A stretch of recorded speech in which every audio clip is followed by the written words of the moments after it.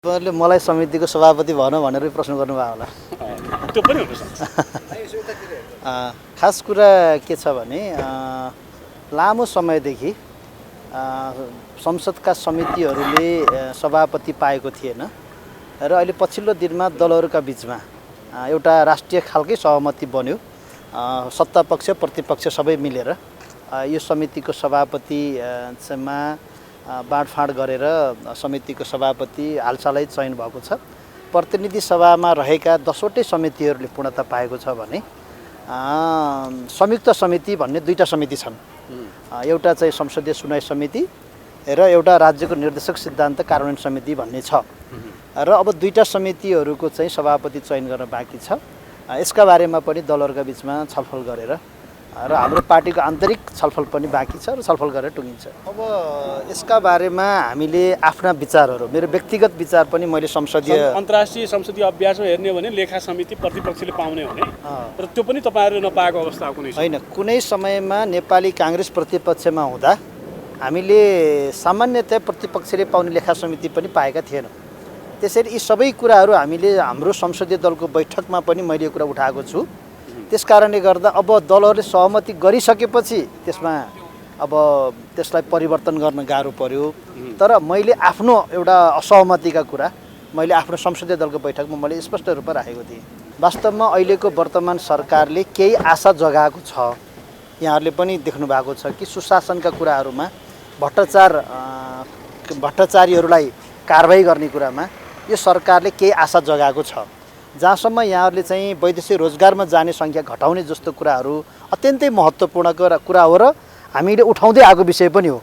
त्यस कारणले गर्दा अब सरकारले चाहिँ के भने नेपालमा नै स्वरोजगारका वातावरण सिर्जना गर्ने, युवा जनशक्तिलाई नेपालमा नै राख्ने वातावरण सिर्जना गर्ने त्यो ढङ्गका कार्यक्रमहरू सरकारले यथाशीघ्र ल्याउनुपर्छ र वैदेशिक रोजगारमा जाने जुन खालको जुन हाम्रो श्रम शक्ति जुन अहिले विदेशमा पलायन भएको अवस्था छ, बाध्यतावश जानु परेको छ, नेपालमा कुनै रोजगारीका वातावरण सिर्जना छैन, यसको अन्त्य चाहिँ हामीले गर्नका लागि सरकारले विशेष पहल कदमी गर्नुपर्छ।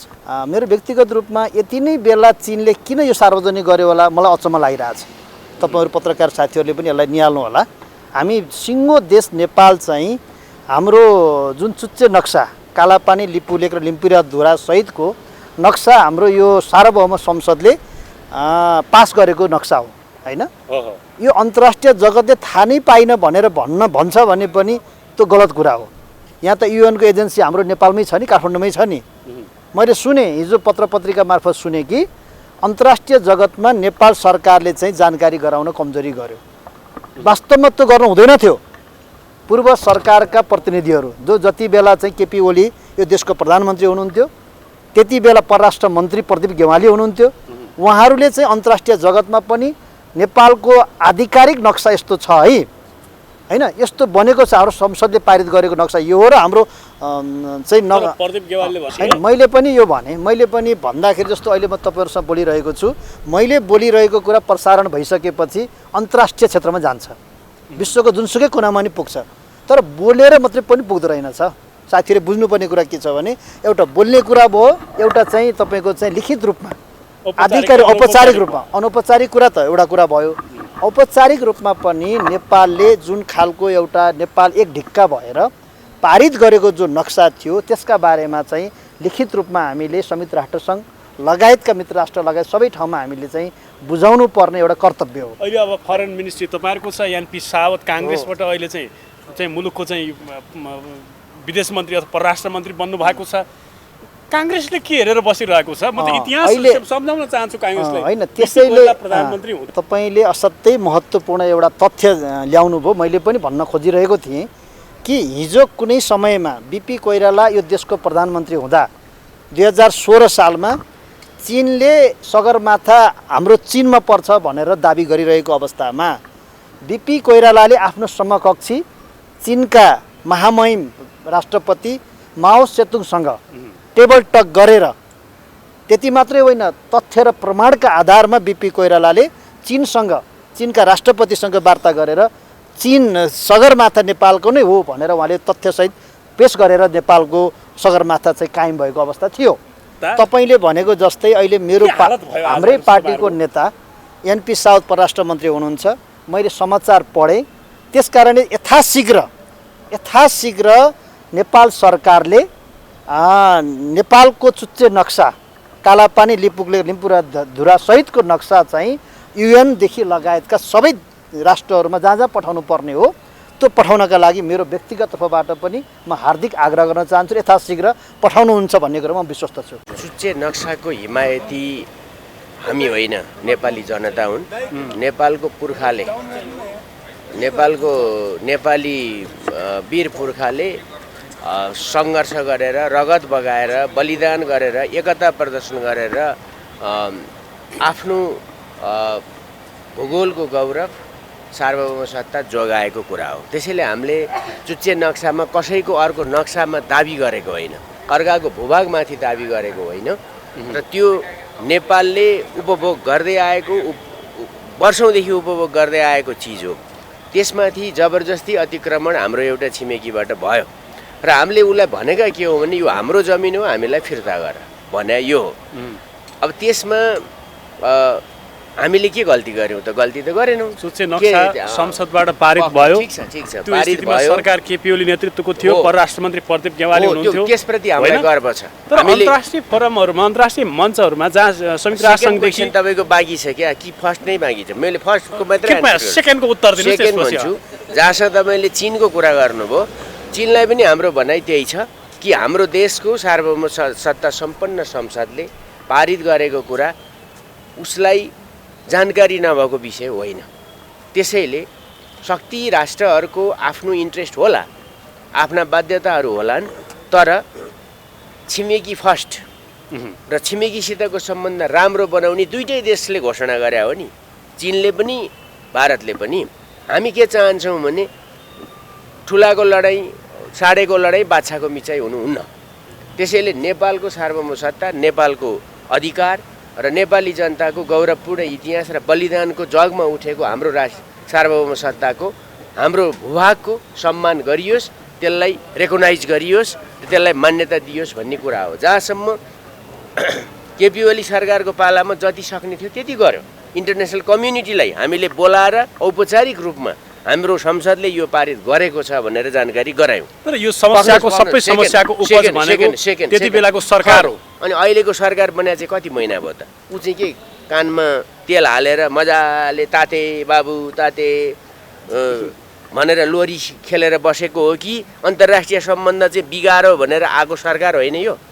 अन्तर्राष्ट्रिय सम्बन्ध बिगारो भनेर आएको सरकारले सपारेको नतिजा चाहिँ अर्को छिमेकी राष्ट्रले हाम्रो सार्वभौम संसदले पास गरेको नक्सा, हाम्रो पोलिटिकल नक्सा, हाम्रो जोग्राफिकल नक्सालाई रेकगनाइज गर्दैन भने सरकारको चाहिँ के देखियो त? सरकारको चाहिँ कुरा के देखियो त? त्यसो भएको हुनाले यो वा त्यो होइन, सम्बन्धका नाममा हामी चेपुवामा पर्न सक्दैनौँ। सरकारले के गर्नुपर्छ? के सुझाव देश ठुलो वा सानो हुन्छ, तर सार्वभौम सत्ता समान र सम्मानजनक हुनुपर्दछ। हाम्रो भनाइ यही हो। सरकारले तत्काल यस सम्बन्धमा सम्बन्धित पक्षलाई जानकारी गराओस्। भारतको असहमति बुझ्न सकिन्छ, तर चीनसित हाम्रो केही पनि विवाद छैन। चीनले त रेकगनाइज गर्नु पर्यो नि त, होइन? प्रधानमन्त्री जाँदै हुनुहुन्छ कि उहाँ त्यहाँ पनि गएर मौन बस्नुहुन्छ सम्बन्धका कारण म बोल्न सकिनँ भनेर? त्यो कुरा हुन सक्दैन। यति हो अहिले भन्नुपर्ने। Thank you. रापरपाको धारणा के छ भने अहिले जुन चुच्चे नक्साको विषयवस्तु छ, प्रधानमन्त्रीले चुच्चे नक्सा चाहिँ चाइनाले आधिकारिक नगर्दासम्म उहाँले भ्रमण गर्नु हुँदैन। किनभने अहिलेसम्म हाम्रो देशको कूटनीतिक सम्बन्ध चाहिँ पञ्चशीलताका आधारमा भएको। पञ्चशीलताका आधारमा भनेको के हो भने हामी बराबरी लेभलमा हो। हिजो चाइना भन्ने देश नबन्दै गर्दा नेपाल भन्ने देश थियो। हिजो चाइनालाई संयुक्त राष्ट्रसँग पनि यो एउटा देश हो भन्ने प्रस्तावकमा पनि नेपाल पनि थियो। त्यो भएको कारणले गर्दा चुच्चे नक्सा नेपाल सरकारको मन्त्री परिषदले, नेपाल सरकारको 2/3 संसदहरूले, 2/3 भन्दा पनि 100% सांसदहरूले पारित गरेको चुच्चे नक्सा चाइनाको जुन तपाईँको आधिकारिक नक्साबाट हटाइसके पछाडि प्रधानमन्त्रीले त्यो नक्सा सार्वजनिक नगर्दै चाइना भ्रमण जानु भनेको जुन तपाईँको त्यतिखेरको मन्त्री परिषदले र संसदले निर्णय गरेको चुच्चे नक्सा चाहिँ हाम्रो होइन भनेर स्वीकार गर्नु हो। त्यो भएको हुनाले प्रधानमन्त्रीज्यूले चाहिँ यो कुरा नहुँदासम्म जानु हुँदैन। उदाहरणका लागि काठमाडौँका मेयरले जसरी त्यो कुरा उहाँले बहिष्कार गर्नुभयो, त्यसरी नै प्रधानमन्त्रीले पनि यो कुरा बहिष्कार गर्नुपर्छ यदि राष्ट्रवादी प्रधानमन्त्री हुनुहुन्छ भने। होइन सत्ता मात्र टिकाउनका लागि त्यो खेल हो भनेपछि उहाँले यो विषयवस्तुमा उहाँको सचिवालयले विज्ञप्ति निकाल्नुपर्छ। अब संसदमा चाहिँ अब त्यो दलले किन बोलेन उहाँहरूको कुरा हो। अब उहाँहरूको कुरा चाहिँ अब मैले बोल्नुपर्ने कुनै आवश्यकता म ठान्दिनँ। र अर्को मुख्य विषयवस्तु के हो भने एकपटक सरकारले गरिसकेका निर्णय त्यो सदाबहार लागू हुनुपर्छ। आज कसको सरकार छ कसको सरकार छैन भन्ने विषयवस्तु चाहिँ मुख्य विषयवस्तु होइन। यो काम चाहिँ मुख्यतया चाहिँ विषयवस्तु प्रधानमन्त्रीको भ्रमणभन्दा अगाडि परराष्ट्र मन्त्रालयले यसलाई टुङ्ग्याउनु पर्ने हो। तर परराष्ट्र मन्त्रालयले यो काम गरेको छैन भने परराष्ट्र मन्त्रीले चाहिँ सम्बन्धित निकायका कर्मचारीलाई कारबाही गर्ने पूर्ण अधिकार छ। तर त्यो पनि नगर्ने यो त कस्तो भने चाइनासँग चिनसँग नेपाल डराए जस्तो, भारतसँग नेपाल डराए जस्तो यस्ता गतिविधिले चाहिँ राष्ट्रियता प्रत्येक दिन स्खलित हुँदै गएको छ र यसले चाहिँ मुलुकलाई हाम्रो राष्ट्रिय एकतालाई एकाग्रताको सूत्रमा बाँध्न सक्दैन। यस्ता काम चाहिँ प्रधानमन्त्रीले नगरिदिन हुन अनुरोध गर्दछौँ हामी। यही नै हो। एमसिसीको विषयमा थोरै अब एमसिसी चाहिँ के हो भने अघिल्लो सदनले पारित गर्यो हैन, त्यस पछाडि चाहिँ यो संसदमा ल्याइएन। अब पहिलाको संसदले नै पारित गरिसकेपछि फेरि ल्याइएन र अब एमसिसी अस्तिबाट कार्यान्वयन भएको छ र एमसिसी चाहिँ राष्ट्रघाती हो हामीले हिजो पनि भनेका थियौँ र आज पनि भन्छौँ। किन एमसिसी राष्ट्रघाती हो भन्ने कुरा चाहिँ अब लागू भइसकेपछि यसले जुन असर देखाउँछ यसको जिम्मेवारी चाहिँ त्यतिखेर संसदमा रहेका दलहरूले जसले पास गरेका थिए जसले एमसिसी पास गर्नुपर्छ भनेर भोट हालेका थिए तिनीहरूले यसको जिम्मा लिनुपर्छ। जस्तो जुम्लेली जनताले एउटा चमत्कारिक रूपमा ज्ञानेन्द्र साईलाई त्यहाँबाट निर्वाचित गराएर पठाइसकेपछि तपाईँ बाई रोड अहिलेसम्म आफ्नो निर्वाचन क्षेत्र पुग्नु भएको छ माननीयज्यू? म निर्वाचन बाई रोड मेरो निर्वाचन क्षेत्रमा 10औं पटक गएको छु। म आफै गएको छु। जुन तपाईँले खोज्न खोजेको मैले कुरा बुझिहालेँ। त्यो चाहिँ के हो भने म 7-8 महिना मैले पुसको 10 गते शपथ खाएको हो र सडक बन्नका लागि अहिले हामीले सिजाको 12 किलोमिटर सडक तलको र माथिको गरी 17 किलोमिटर चाहिँ स्ट्रक्चर गर्दैछौँ। 7 किलोमिटर माथि पिच गर्दैछौँ। विगत 7 वर्षदेखि त्यो सडक अलपत्र पारिएको हो। 7 महिना र अहिलेको जो बजेट आएको छ त्यो बजेटको ठेक्का पनि लाउन पाइएको छैन किनभने त्यो भर्खर सुरुवात हुँदैछ। अबको 3-4 वर्ष पछाडि तपाईँले मलाई यो कुरा सोध्नुभयो भने अब सडकको अवस्था के छ भने मलाई जिम्मेवारी हुन्छ। अब 1 वर्ष पनि पुगेको छैन, त्यसको ठेक्का प्रक्रिया पनि सुरु भएको छैन। पुरानालाई केहीलाई कारबाही गरेका छौँ। जस्तो जुम्ला जाने नागमाको पुल जो तपाईँको 14 करोडभन्दा बढीको थियो, जुन क्वालिटीहीन थियो त्यसलाई हामीले भत्काएका छौँ। त्यसपछि प्रत्येक ठेकेदारहरूलाई पत्र काटेका छौँ, खबरदारी गरेका छौँ। म आफै पुगेको छु। त्यो पिच गर्ने सडकको तपाईँको अहिले पनि हामीले त्यसको गिट्टीको कति सिसिएमको गिट्टी हो सिएमको गिट्टी हो त्यसको चेक गरेका छौँ, वाल चेक गरेका छौँ। प्रत्येक दिन हामीले डिजीहरूसँग मन्त्रीहरूसँग छलफल गरेका छौँ। अब बाई रोड तपाईँ जानुभएको होइन, कति पटक जानुभयो भनेर सोध्नुहोस् तपाईँ। स्थानीय तहमा चाहिँ अब समस्या के छ भने विभिन्न अरू पार्टीका मान्छेले सरकार चलाइरहेछन्। कतिपय अहिले त हामीले पत्र काटेर जवाब देऊ भनिराखेका छौँ, तर केही स्थानीय तहका मान्छेले त्यो जवाब दिएका छैनन्। र अर्को कुरा एउटा कुरा के छ भने त्यो चाहिँ स्थानीय सरकारले बनाउन सक्ने अवस्था छैन किनकि त्यो रारा राजमार्ग हो, रारा राष्ट्रिय राजमार्ग हो। त्यो पिच गर्नका लागि स्थानीय तहको 2 किलोमिटर सडक पिच गर्यो, 3 किलोमिटर मात्र पिच गर्न थाल्यो भने स्थानीय सरकारको 1 वर्षको बजेटै सकिन्छ। त्यो भएको हुनाले सङ्घीय सरकारले मात्र त्यसलाई पिच गर्न सक्छ, प्रदेश र सङ्घीय। त्यसका लागि अहिले हामी स्ट्रक्चर गर्दैछौँ। डिपिआर स्ट्रक्चर सकिएपछि हामी डिपिआर गर्छौँ। डिपिआर गरिसकेपछि बल्ल हामीले पिचमा ठेक्कामा हाल्छौँ। र अहिलेसम्म तपाईँको ग्राभेलसम्म गरिएको थिएन, 7 वर्षदेखि अलपत्र पारिएको थियो। त्यतिखेरका माननीयज्यूहरू चाहिँ संसदमा एक दिन आवाज उठाएको रेकर्ड छैन। त्यो समस्या थियो। हामीले 7 महिनामा प्रत्येक पटक अस्ति मात्रै पनि म गएर आएको छु सिजामा। मैले त्यहाँ पिच गर्दाखेरि 30 सेन्टिमिटरको ढुङ्गा हाल्नुपर्नेमा 50 सेन्टिमिटरको हालेपछि त्यसको भित्रको तपाईँको जुन सिम हुन्छ सिम चेन्ज गर्नसम्म लगाएका छौँ। तर यो कुरा चाहिँ कस्तो भने केही मान्छेले अब यो ज्ञानेन्द्र साईले जिते नै हाल्यो, यसलाई चाहिँ अप्ठ्यारो पारौँ कि क्या हो भन्ने। अब एउटा सडक बन्नका लागि त 2-3-4 वर्ष त लाग्छ नि। अब स्थानीय उत्पादनको कुरा गर्नुभयो। इतिहासमा पहिलोपटक जुम्लाको ढटेलोले बजारीकरण पाएको छ। अब हामी सोतो स्याउको कुरा गर्दैछौँ। स्याउ अहिले 60 रुपियाँ किलो बिक्री भइराखेको छ जुम्लामा होइन। तर अब त्यतिले पुग्दैन। अब मुख्य कुरा के हो भने कार्टुनको समस्या हो। यो कार्टुनको समस्या चाहिँ कसरी समाधान गर्ने भने हामी सरकार प्रमुख छैनौँ अहिले।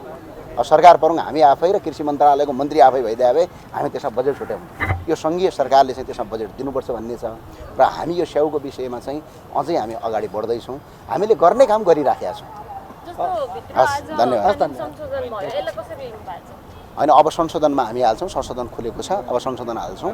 अब संशोधन हालिसकेपछि त्यो संशोधन चाहिँ अहिलेको हुबाहुको हु पास गऱ्यो भने अपराधीहरू चाहिँ उन्मुक्ति पाउँछन्। यो चाहिँ नहोस्। हस्, धन्यवाद। सामान्य कुरामा झगडा गर्ने, सामान्य कुरामा बहिष्कार गर्ने, सामान्य कुरामा सदन बन्द गर्ने नेताहरूका सामुन्ने सर्वसम्मत नेपालको नक्सा पास गर्नु भनेको भोलिको अध्ययनको विषय।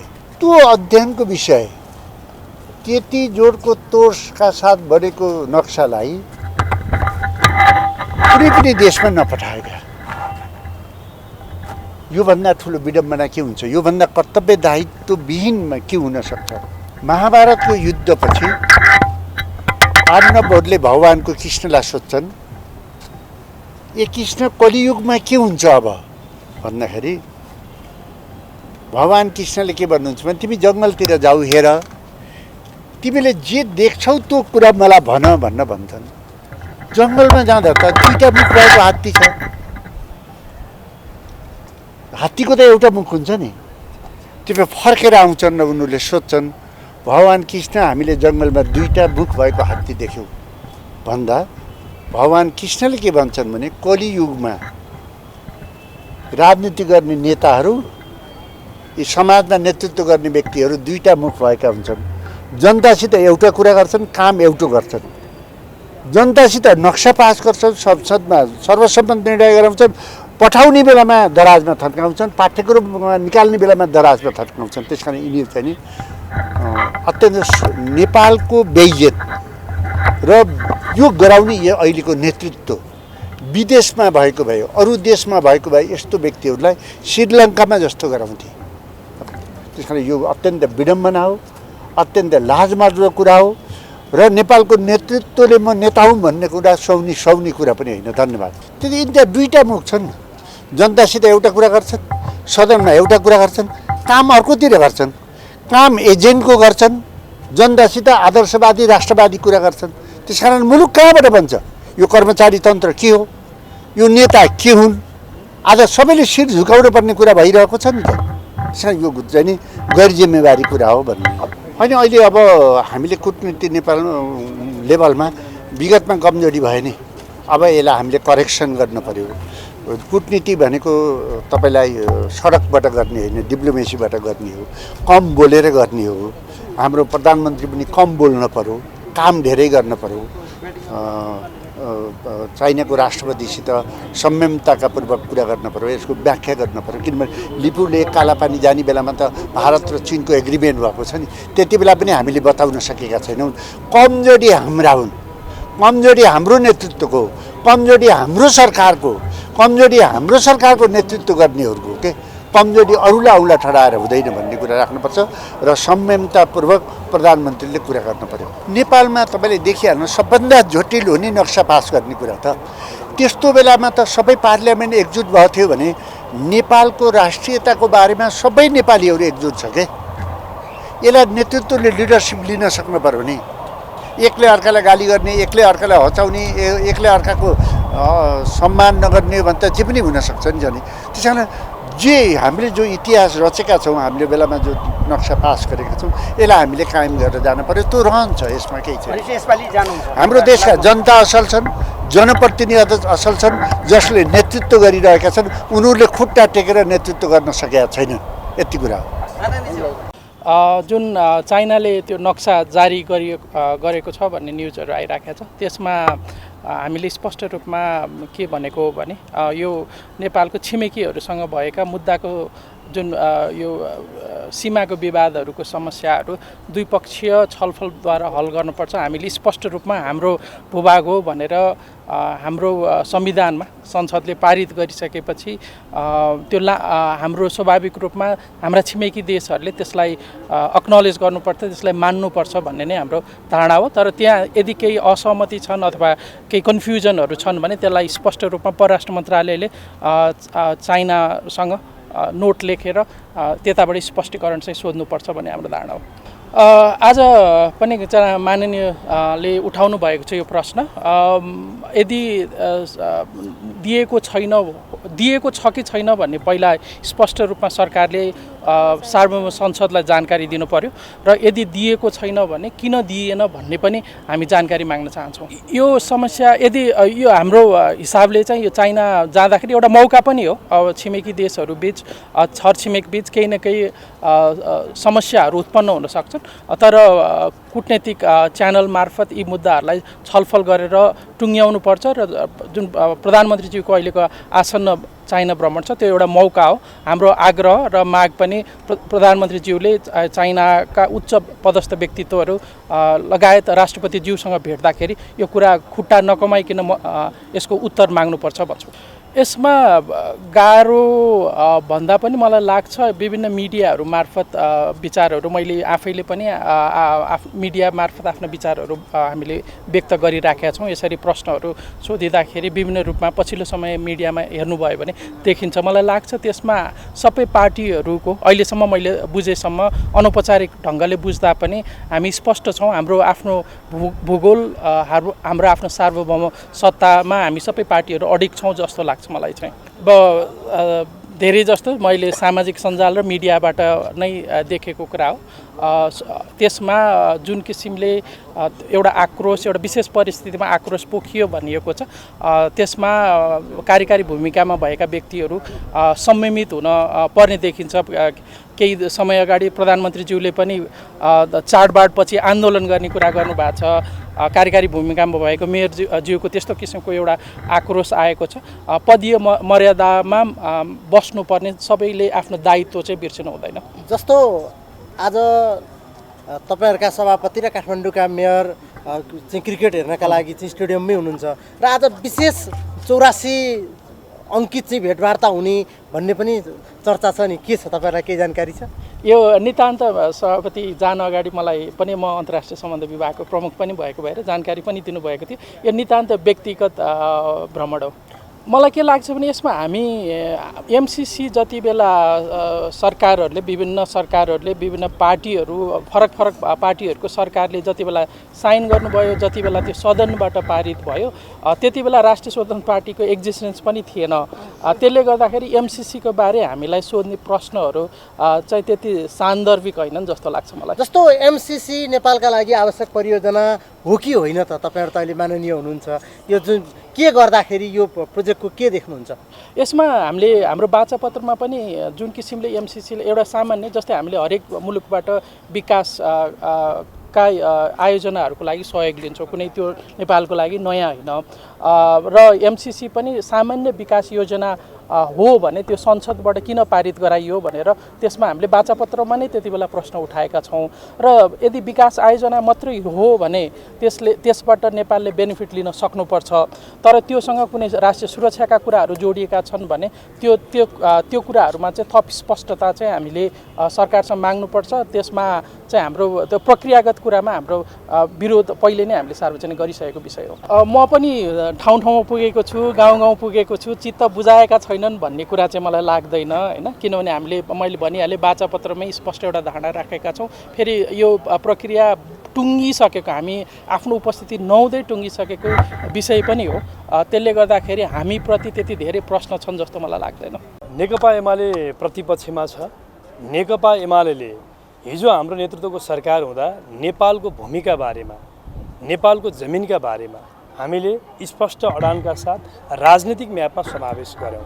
हाम्रो नेतृत्वले धेरै नेपालको जमिन नेपालको राजनीतिक म्यापमा राखेकै कारणले गर्दाखेरि जनताबाट निर्वाचित भएको सरकार अदालतबाट अपदस्थसम्म हुनुपर्ने परिस्थिति हामीले बेहोर्यौँ। हाम्रो के मान्यता छ, नेकपा एमालेको के स्थायी मान्यता छ भने हामी 1 इन्च जमिन हामीलाई कसैको चाहिँदैन, 1 इन्च जमिन हामी कसैलाई छोड्दैनौँ। त्यही मान्यताका बमोजिम हामी आज पनि यसमा उभिएका छौँ। जहाँसम्म चाइनाले उसले आफ्नो नक्सा प्रकाशन गर्दै गर्दा, नेपालको नक्सा पनि छेउमा उसले राख्दै गर्दा सुच्चे नक्सा गायब गरेर राख्यो। यस सन्दर्भमा नेपाल सरकारले अविलम्ब चाइनाको सरकारलाई यस विषयमा उसले कूटनैतिक नोट पठाओस्, यसमा अविलम्ब प्रश्न गरोस्, अविलम्ब सरकारले चाइनाको सरकारसँग समन्वय गरेर यो विषयलाई चाँडो हल गरोस्। किनभने लिम्पियाधुरा लिपुले कालापानी नेपाली भूभाग हो, कुनै देशले होइन हो भन्ने अधिकार छैन, त्यो नेपाललाई छ। त्यसकारण यो भूगोलको बारेमा हामीले हाम्रो भूगोल, हाम्रो जमिनलाई होइन जसो गरेर, नेपालमा नभएको जसो गरेर जसरी चाइनाको जे नक्सामा प्रकाशनमा हामीले देख्यौँ, यो दुःखद कुरा हो। सरकारले अविलम्ब यसमा कूटनैतिक पहल मार्फत, अविलम्ब उपयुक्त छलफल मार्फत यसलाई चाइनाको सरकारलाई सच्याउनका लागि पनि अपिल गर्नुपर्छ।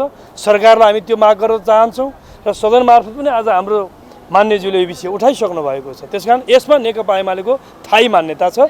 नेकपा एमालेको सरकार जब हामीले त्यो जमिनलाई नेपालको राजनीतिक म्यापमा समावेश गऱ्यौँ त्यसपछि सरकारका विरुद्धमा निकै ठुलो यो देशमा खेलो भयो।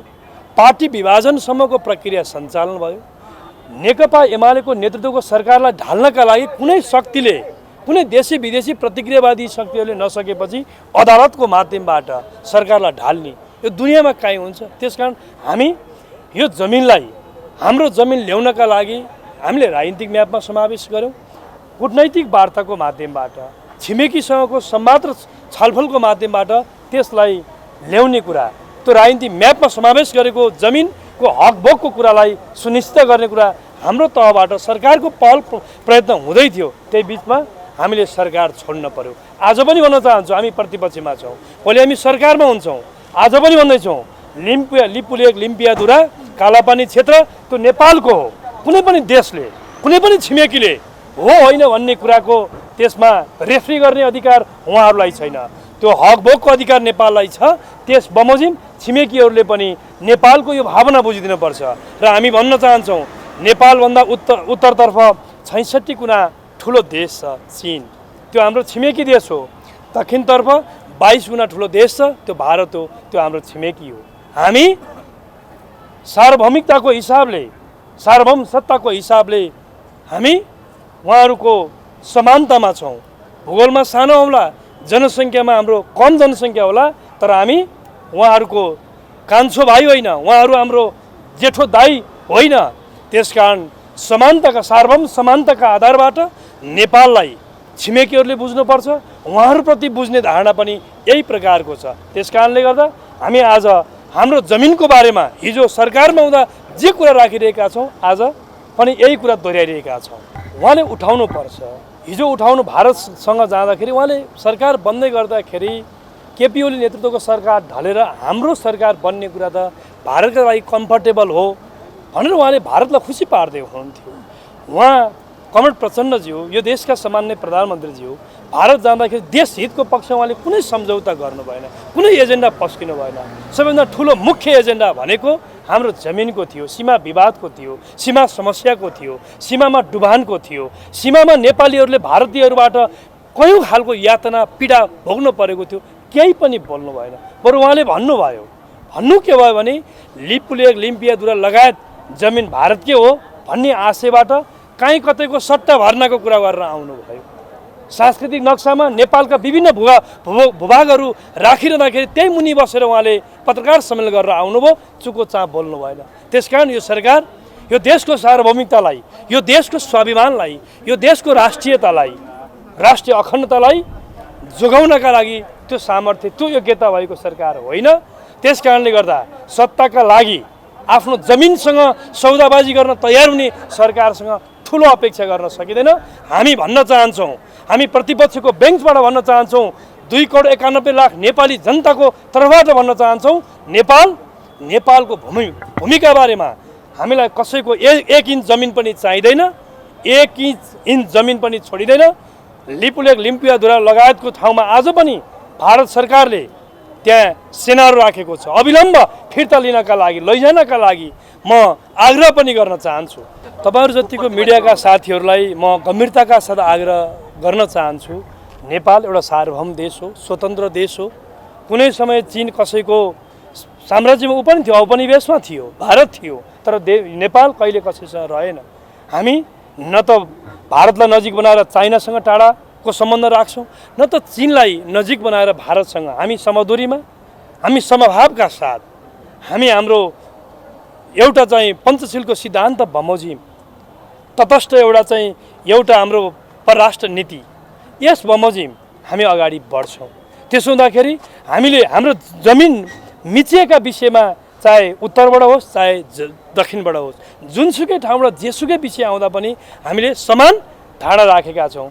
अब सीमामा कुनै प्रकारको समस्या छैन, नहुँदै पनि सीमामा समस्या छ भनेर त्यस्ता विषयवस्तु उठाउने कुरा भएन। त्यसकारण यस्ता विषयमा एउटा छिमेकीसँगको सम्बन्धको कुरा, यसलाई सन्तुलित ढङ्गले लान पर्ने कुरालाई ख्याल गरेर हामीले एउटा परिपक्व अभिव्यक्तिहरू दिनुपर्ने हुँदा मैले यस सन्दर्भमा यति कुरा राख्न चाहन्छु। पार्टीको मैले यसलाई अझ पनि म फराकिलो ढङ्गले बुझौँला। यो सामान्यतया यहाँहरूलाई जानकारी गराउँ, जस्तै हामी निर्वाचित सांसदहरूले हामीले पार्टीलाई पनि केही लेबी तिर्छौँ। हाम्रा केही लेबीहरू हुन्छ, त्यो लेबीका विषयलाई त्यसरी उजागर राखिएको विषय हुनसक्छ। त्यस कारणले गर्दा जस्तै म सांसद, मैले निश्चित हामी सबै सांसदले पार्टीलाई लेबी तिर्छौँ। त्यसै गरी राजनीतिक नियुक्ति प्राप्त गरेका व्यक्तिहरूले पनि पार्टीलाई स्वविवेकी ढङ्गबाट तिर्न सक्छन्। त्यसलाई पनि हिसाबमा राख्ने कुरा, पारदर्शी ढङ्गले ल्याउने कुरालाई स्वाभाविक मान्नुपर्छ भन्ने ठान्छु म। यस्तो गर्न मिल्दैन। एउटा कार्यकारी प्रमुख, एउटा नगरपालिकाको मेयर जतिको मान्छेले जुन प्रकारको भाषा र शैलीलाई, म पनि एक तहको सरकार हो, अर्को तहको सरकारलाई यस प्रकारले गाली गलौज ढङ्गले असाध्यै सामान्यतया हेर्नुहोस्, यो खालको शब्दमा अब किन मान्छेहरूले कुन ढङ्गले लिएको छ उहाँहरूको कुरा भयो त्यो। तर उहाँले जे बोल्नुभयो, जे स्ट्याटस राख्नुभयो र त्यसपछि पनि जे प्रकारको उहाँले विज्ञप्ति निकाल्नुभयो, मेरो विचारमा यसको अङ्ग, रीत, लय मिलेको छैन। ड्युटीमा रहेका प्रहरी अब यो समाज यसले पनि के देखाउँछ, यो समाज कतातर्फ जान खोज्दैछ भन्ने पनि देखाउँछ। त्यस कारणले गर्दा हेर्नुहोस्, हामी राजनीतिक कर्मीहरूले समाजलाई असल संस्कार दिने हो। हामीलाई हेरेर, हाम्रा व्यवहारलाई हेरेर कम्ती समाजमा एउटा संस्कृतिको एउटा चाहिँ डेलिभरी पनि हुनुपर्छ भन्ने ठान्छु। त्यस कारण यो मिलेको राजनीतिक होइन। हामीलाई यो कुरा के तपाईँले भन्नुभएको कुरा के चाहिँ गरिदिन पर्थ्यो त? त्यसो हो भने हामीप्रतिको वितृष्णा, उहाँले गरेको अभिव्यक्ति त्यो ठिक छ भन्न खोज्नु भएको हो भने तपाईँहरूले ठिकै छ भन्नु होला, त्यसमा आपत्ति छैन। ठिक भन्नेहरूलाई हामीले प्रश्न गरिराखेका छैन। तर समाज कतातर्फ जाँदैछ, कतातर्फ लान खोजिँदैछ, यो गम्भीर चिन्ताको विषय हो। र कार्यकारी प्रमुखहरूले, मेयर जतिका मानिसहरूले जुन ढङ्गबाट आगो लगाइदिन्छु, यो ठिक छ, भाषा शैली ठिक छ, कसैलाई चोर भन्न ठिक छ, ड्युटीमा रहेका प्रहरीले ड्युटी गर्न पाउँदैनन्। यो प्रश्न यो के लाग्छ तपाईँहरूलाई? के तपाईँहरूले ठिक ठानिरहनु भएको छ? त्यस कारण आजको हेर्नुहोस्, पिसाबको न्यानो, क्षणिक न्यानो, त्यसपछि दुर्गन्धित हुन्छ भन्ने कुरा ठान्नु होला। धन्यवाद, नमस्कार। विशेष गरी मैले संस्थागत भ्रष्टाचारका फाइलहरू खुल्नुपर्छ होइन, भ्रष्टाचारीहरूलाई चाहिँ कमसेकम दण्डित गर्नुपर्छ, अपराध कर्मको आधारमा दण्डित गर्नुपर्छ। चाहे त्यो उच्च पदस्थ अधिकारी हुन्, चाहे त्यो उच्च पदस्थ राजनीतिक नेतृत्वमै बसेका हुन् अथवा हिजोका पूर्व प्रधानमन्त्री किन नहुन्, ती सबै पात्रहरू जसले अख्तियार र अवसरको दुरुपयोग गरे होइन, जसले चाहिँ संस्थागत भ्रष्टाचारको नेतृत्व गरेका छन्, संस्थागत भ्रष्टाचारीलाई संरक्षण गरेका छन्, उहाँहरूलाई चाहिँ दण्डित गर्नुपर्छ, कानुनको दायरामा ल्याउनुपर्छ भन्ने सन्दर्भमा मैले नीतिगत विषयवस्तुमा मैले जसरी पेश भइरहेको छु त्यही विषयमा अब उहाँ अलि बढी उत्तेजित भएर होइन, उहाँले अलि अराजनीतिक ढङ्गले, अश्लील ढङ्गले ममाथि जो गाली गलौज गर्नुभएको छ, उहाँको चरित्र जस्तो थियो, जसरी उहाँले हिजो गुन्डागर्दी गरेर चाहिँ अझ भनौँ भक्तपुरको सन्दर्भमा सार्वजनिक जमिनहरूलाई, विभिन्न माल र लेखाहरूलाई चाहिँ प्रभावमा पारेर सार्वजनिक जमिन पनि निजी बनाएर, चाहे त्यो चाहिँ हनुमन्ते खोलाको होस्, चाहे साँखको चाहिँ प्लटिङ होस्, यति धेरै अपराध कर्ममा संलग्न पात्र होइन, अख्तियार र अवसरको भरपुर दुरुपयोग गर्ने, राजनीतिलाई पुरै दुरुपयोग गर्ने पात्रले ममाथि लगाएका टिका टिप्पणीको मैले यहाँ धेरै जवाब दिनु पर्दैन होइन। विषय व्यक्तिगत हिसाबले त हामीसँग चिन्जानै छैन। हिजो नेकपा हुँदा एउटै केन्द्रीय समितिमा थियौँ, त्यति हो, मान्छे चिन्जानै छैन। उहाँले राजनीतिक प्रतिशोधका साथ मुख्यतः अहिले हामीले जुन विषय भ्रष्टाचार विरोधी अभियानको नेतृत्व गरिराखेका छ, सम्माननीय प्रधानमन्त्री पछिल्लो नेतृत्वले भ्रष्टाचार विरोधी अभियानको नेतृत्व गरेका छ, हामीले त्यो अभियानलाई साथ सहयोग र समर्थन गरेका छौँ, त्यसको पैरवी गरेका छौँ। मुख्य कुरो त्यही उहाँहरूलाई के छ भने झट्ट उहाँको मुटुमा लागेको छ।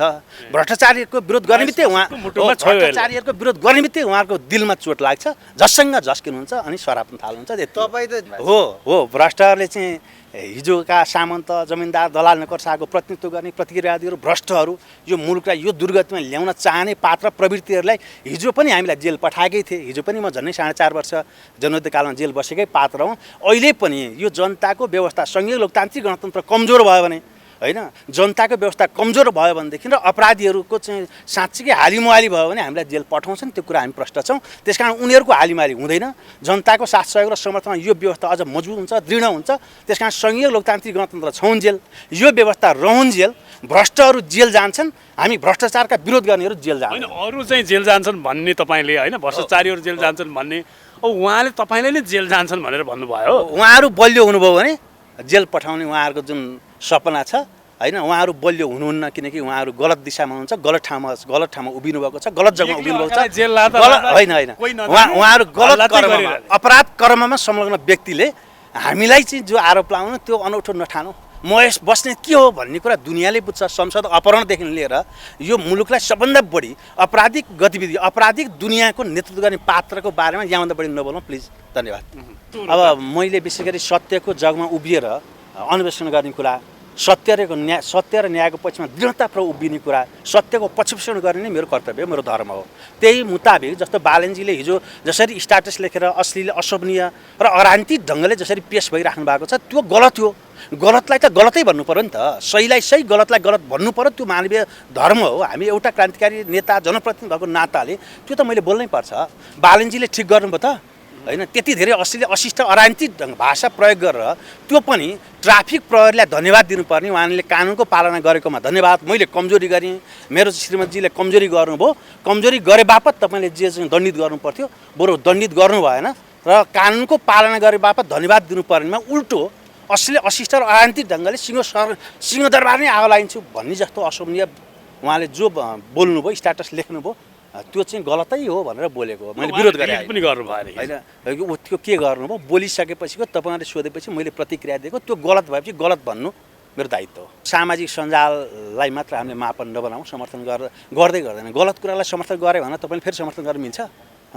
गलतलाई करोडले समर्थन गरे पनि गलत गलतै हो होइन। पार्टी बनाए त थ्रेसहोल्ड कट्यो नि त यतिकै होइन, कट्यो पनि राम्रो होइन। यसलाई के छ भने यसरी हामीले नजोडौँ। गलतलाई गलत भन्ने संस्कार स्थापित गर्नु पर्यो। गलतलाई सही हो भनेर भ्रम पार्ने जनता कार्यकर्ता अथवा आम दुनियाँ भ्रमित हुने गरी हामीले समाचार सम्प्रेषण गर्नु हुँदैन, गलत पक्षको पक्षपोषण गर्नु हुँदैन। धन्यवाद। यति बालनले गलत गर्दा पनि तपाईँहरूले त्योभन्दा बढी गलत गरेको भएर चाहिँ बालनको समर्थनमा देखिए जस्तो लाग्दैन तपाईँलाई? त्यो टिका टिप्पणी त्यो कमेन्टहरू पढ्दै गर्दा अब यो यहाँले के बुझ्नु पर्यो, हामीले नेपाल सरकारको तर्फबाट हामीले के कमजोरी गरौँ त? पछिल्लो चरणमा कमल प्रचण्डको सरकारले 8 महिनामा चाहे त भ्रष्टाचार नियन्त्रण गर्ने सवाल के गलत गऱ्यौँ? भ्रष्टाचार विरुद्ध अभियान चलाउनु गलत थियो। झन्डै 1000 जति भ्रष्टहरू जेलमा छन्, त्यो गलत थियो हो।